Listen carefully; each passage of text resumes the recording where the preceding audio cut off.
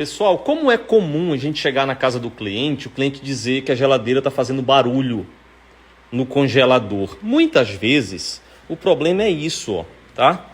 É porque o cliente às vezes enche de alimentos até o fundo da parede do congelador, tampando as passagens de ar.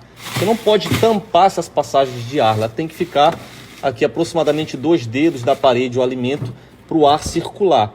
Por quê? Tanto é que tem algumas geladeiras que já tem um ressalto aqui, ó, justamente para o alimento chegar até aqui. Mas quando essa cola, ela vai prender tudo.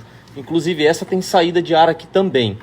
Então, claro que nem sempre o problema é isso, tá? Tem outros problemas graves que às vezes ela não tá fazendo degelo, que aí precisa fazer uma análise técnica, tá? Mas por que faz esse barulho? Porque quando se tampa essas passagens de ar, o ventilador lá dentro começa a jogar o vento para cá, mas o vento não vem, o vento frio. O vento acumula, o ar gelado acumula lá dentro. Acaba criando gelo próximo ao ventilador, aí começa a bater a palheta no gelo. Tá.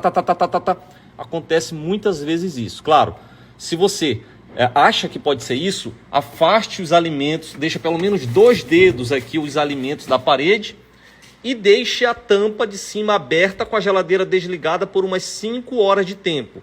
Volte a ligar. Se o problema persistir, aí tem um problema técnico que precisa ser resolvido. Ok?